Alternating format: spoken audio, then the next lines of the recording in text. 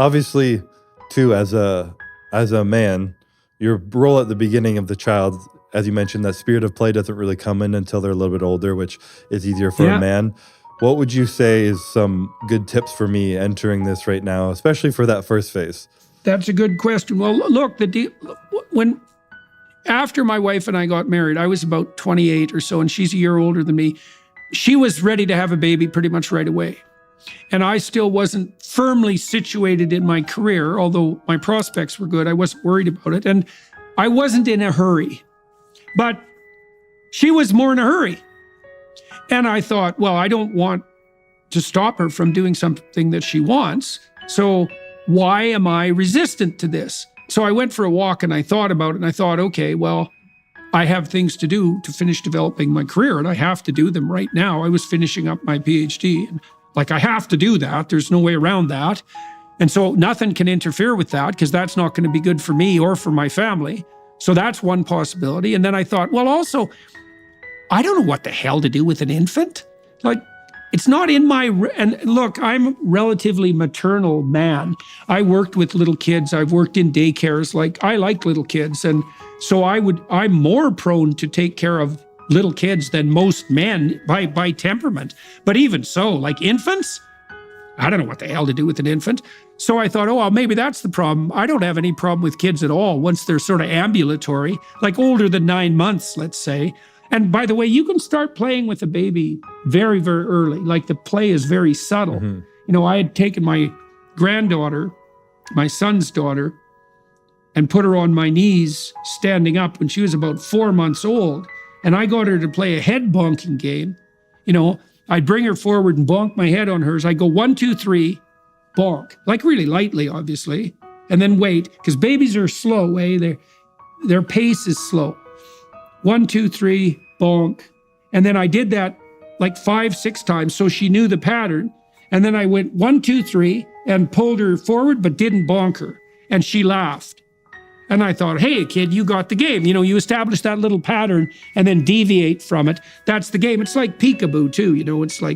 It's a surprise. There's a bit of surprise in it. So you can start playing with a baby very early. It's very subtle to begin with. But I would say, so know that you can start playing and interacting very early. So, and that's a good thing to have at the back of your mind. And that ability to play just gets more and more important as the baby gets older. But I would also say that your role is to take care of your wife while she takes care of the baby. So that means you got to watch her, because this is going to tire her out. It's a full body experience for a woman, right? First of all, she's pregnant, and that's a hell of a thing, especially in the last month. Then she has to give birth, and, I think that's something men have no real comprehension of. And then she has to recover, and then that baby is desperately vulnerable and requires everything the woman has to provide for the first 2 months, and pretty much absolutely for the first 6 months. So you got to stand in the background and you got to watch her, and you got to make sure that she doesn't get overwhelmed, because that's when you need to be in there. You need to go in and say, look, you need a rest. You need to have a nap. I'll take care of the baby. I'll watch. And so everything's going fine, and I'll wake you up if it's necessary, but you got to spell her off. And so you need to make that arrangement. And that's the primary. You think that's how it looks to me, is her primary responsibility is to take care of the baby, and your primary responsibility is to take care of her. And then you have to understand that she's going to be gone from you for 6 months. And if you can engage in that wholeheartedly, you can get to know the baby, and you can set the stage so that baby is really well attached to the mother, firmly, and that'll save you so goddamn much trouble for the rest of your life. You can hardly imagine it, because that initial bonding, that's what provides the scaffold of security, the physical scaffold of security for that new person. And if that's disrupted, it's real trouble. So, in 6 months, it's not, an instant. But she's going to come back. And then you'll also have, when my son was born, when Julian was born, my daughter, Michaela, was only 1.5 years old. And that's a bit of a tricky age gap because a 1.5 years old kid still needs her mother quite a lot. And then you have a new baby. And if you have a 1.5 years old kid and then a new baby, the 1.5 years old kid looks like a teenager. It's like they're not a baby anymore compared to a newborn. And so they can easily get kind of shunted aside, and that can produce a lot of sibling rivalry and jealousy and bitterness and alienation on the part of the older child.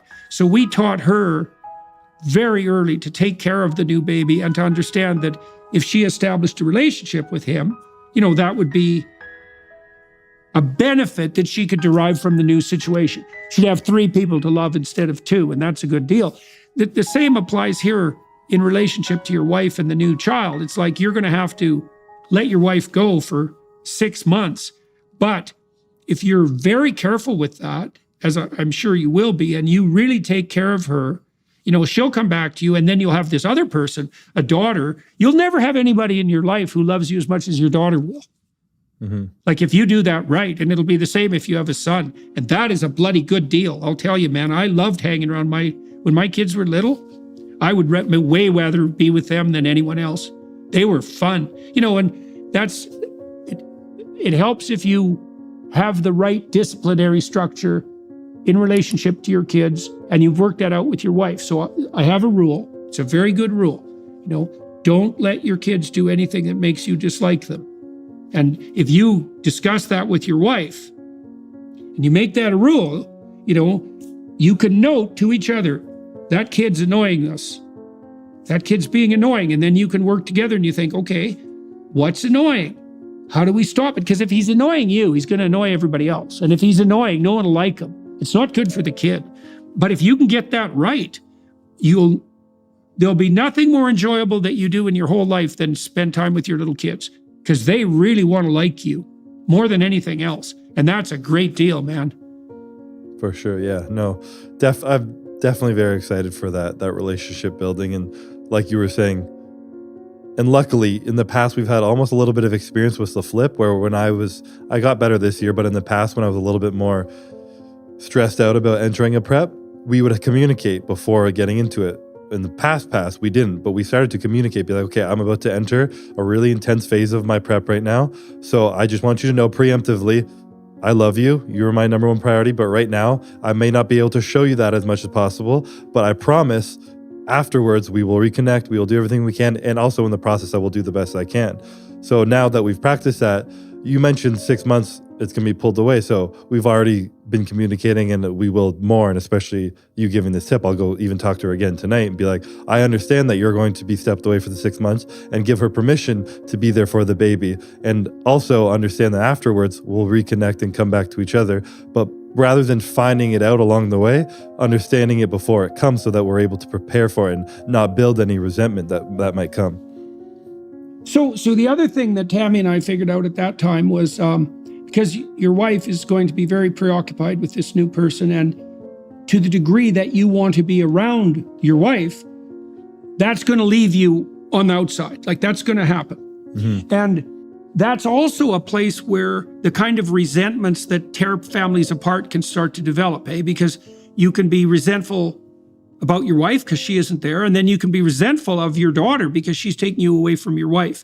And then you'll deny all that because you'll think, well, I'm not the sort of person that could be jealous of a baby. It's like, oh yes, you are. You definitely are, and so is everyone else. So these things have to be managed. And so one of the things we discovered, this was actually my wife's suggestion, that once, say after that 6-month period where your wife has the wherewithal potentially to attend to you to some degree, let's say, and to want to do that, that's when we started our practice of regular dates.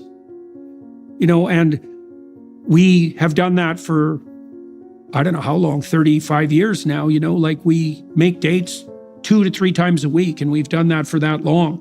And that's a really smart idea, because one of the things you'll find is that you're going to be way busier than you can possibly imagine once you have this baby, and even more so if you have more kids. Like it's a real threshold transformation right? Because now you have someone really vulnerable and you are responsible for them. Like, it's unlike anything you'll have ever done. Now, you're a disciplined guy, so, you have a taste of that sort of thing, but it's still, it's a watershed moment. And because you're so busy now, it's easy for your relationship with your wife to become secondary, or even number 11 on a list of 10 priorities, and that's not good. And so my sense is that couples who are embarking on the process of having kids have to make a conscious commitment to placing each other first for some amount of time during the months, the weeks and months ahead. You can't just wait around for it to happen, because you don't have the bandwidth. And this is something we've got better and better at too. And I would say cumulatively, over all the decades, is that the dates we have just get better and better, just like because of practice. But so if you're going to have to leave your wife to the baby for 6 months, and then maybe she'll be able to come back to you. But having a plan for that, like to begin with, she's still going to be pretty tired. It might be that, you have someone take care of the baby while you're at home and you guys have dinner together, something that simple. Or you watch a movie together, it's got to kind of start out slow. But having a conscious plan for how you're going to prioritize your relationship, given that you now have a baby to take care of, that's going to save you a lot of misery and grief as well.